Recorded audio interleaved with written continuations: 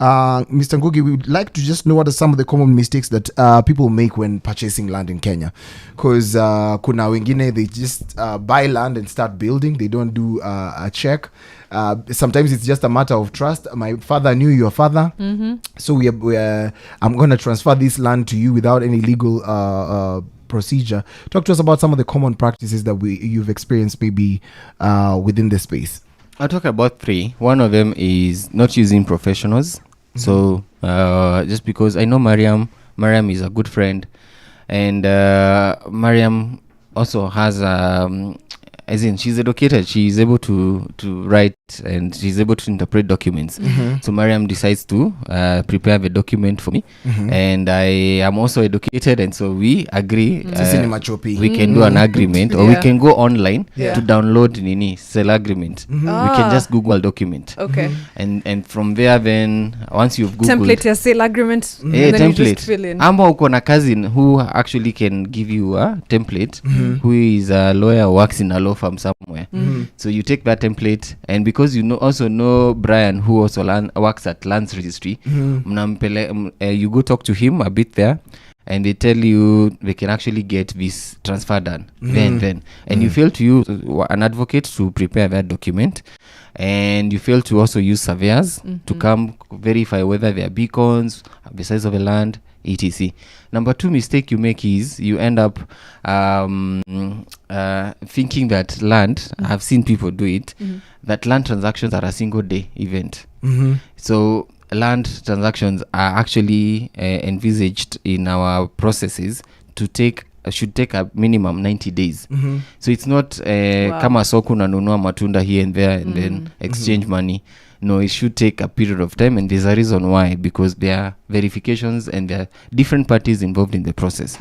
So those are the first 2. Then the last one is basically that we don't confirm, we don't do the due diligence to find out kama hii shamba has already been given, the title has been given to the bank for maybe a loan, a facility, or any of those credits, or whether there are other interests that are invested in this land, that maybe somebody had also purchase process and walichezwa, and so the land was not transferred to them, and so the land ends up not having so many people, multiple people, so as you owners. have not you have not actually done your due diligence for that.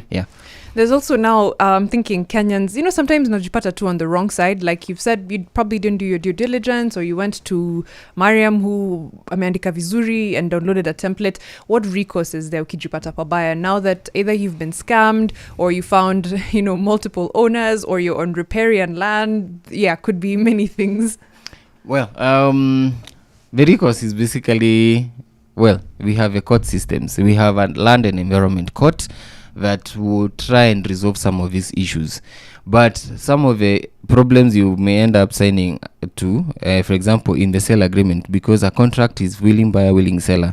You've already signed up and maybe said that if you do not pay up the money within, let's say, 2 weeks, then that land can be sold to somebody else. And you come to me and as an advocate, maybe the money you're expecting to have actually deposited or paid, haijafika, and so that land transaction has been cancelled by the seller. And you had not read that clause.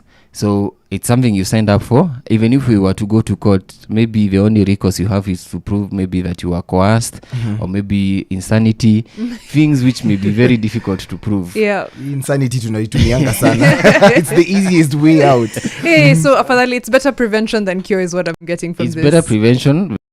Because again, if you are to buy that riparian land, wetland, that has a river already, government has said this land should not be purchased. This is NEMA that has come and said this size, this area is no go zone.